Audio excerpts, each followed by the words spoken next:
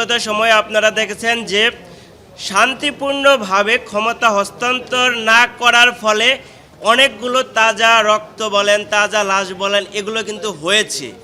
বিগত সময়ে আমরা দেখেছি শান্তিপূর্ণ ক্ষমতা হস্তান্তর না হওয়ার কারণেই এই ঘটনাগুলো ঘটেছে। তাই আমরা চাই অন্তত শান্তিপূর্ণভাবে ক্ষমতা হস্তান্তর যেন করা হয়, তার জন্য যে তত্ত্বাবধায়ক সরকার ব্যবস্থা, সেই তত্ত্বাবধায়ক সরকার ব্যবস্থাটা যেন ভালোভাবে করা হয় সেই বিষয়ে আমরা আলোচনা করেছি। এতদিন এই 4 দিনের মতো যে তত্ত্বাবধায়ক সরকার ব্যবস্থা নিয়ে আলোচনা হয়েছে, আজকে নতুন একটি পয়েন্ট অ্যাড করা হয়েছে। আপনারা বিগত সময়ে যে দেখেছেন যে তত্ত্বাবধায়ক সরকার ব্যবস্থা যে করা হবে সেখানে যে একটা বাছাই কমিটি থাকবে, সেই বাছাই কমিটিতে প্রধানমন্ত্রী, বিরোধী দলীয় নেতা, স্পিকার, ডেপুটি স্পিকার এবং সংসদের দ্বিতীয় বৃহত্তম দল তারা 5 জনের একটা বাছাই কমিটি তৈরি করবে।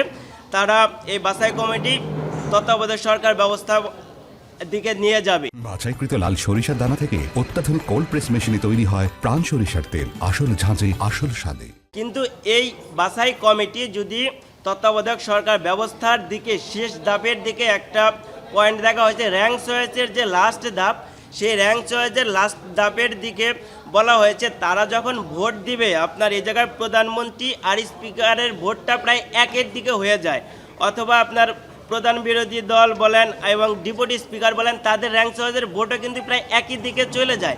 সেই জায়গায় যে নতুন একটা দাবি তোলা হয়েছে যে আপিল বিভাগের একজন বিচারপতি এবং সুপ্রিম কোর্টের একজন বিচারপতি এবং 2 জন বিচারপতিকে যেন এই বাছাই কমিটিতে যেন শুধু র্যাঙ্ক চয়েসের যে অপশনটা আছে সেই জায়গায় যেন তাদের এই ভোট দেওয়ার জন্য ক্ষমতা দেওয়া হয়, সেই বিষয়টা আজকে আলোচনায় প্রস্তাবনা এসেছে। এই প্রস্তাবনার সাথে গণ অধিকার পরিষদ সম্পূর্ণ একমত পোষণ করেছে এবং গতকাল আপনারা দেখেছেন যে জুলাই সনদের একটা খসড়া রাজনৈতিক দলগুলোর সাথে দিয়ে দেওয়া হয়েছে।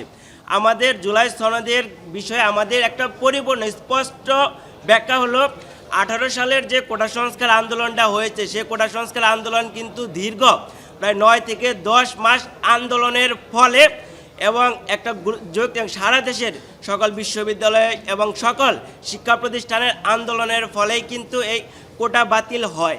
পরবর্তীতে 24-এর যে গণ অভ্যুত্থান, এই আন্দোলনের প্রেক্ষাপট কিন্তু হাইকোর্ট থেকে যখন সেই কোটা বাতিলের ঘোষণাকে অবৈধভাবে যখন পরিপত্রটাকে অবৈধভাবে তারা একটা রায় দেয়, এর প্রতিবাদেই কিন্তু এই 24-এর গণ অভ্যুত্থানের এই আন্দোলনটা শুরু হয়। সেক্ষেত্রে আমাদের দাবি, গণ অধিকার পরিষদের দাবি এবং 18 সালের একজন কোটা সংস্কার আন্দোলন হিসাবে জানি সেই সময় আমি জাহাঙ্গীরনগর বিশ্ববিদ্যালয়ে কোটা সংস্কার আন্দোলনের আহ্বায়ক হিসেবে দায়িত্ব পালন করেছি এবং কেন্দ্রীয় কমিটির যুগ্ম আহ্বায়ক হিসেবে দায়িত্ব পালন করেছি। আগামীর যে জুলাই সনদ, এই জুলাই সনদে যেন 18 কোটা সংস্কার আন্দোলনের যে ভূমিকা, এই ভূমিকা যেন অ্যাড করা হয়, এটা আমাদের দাবি।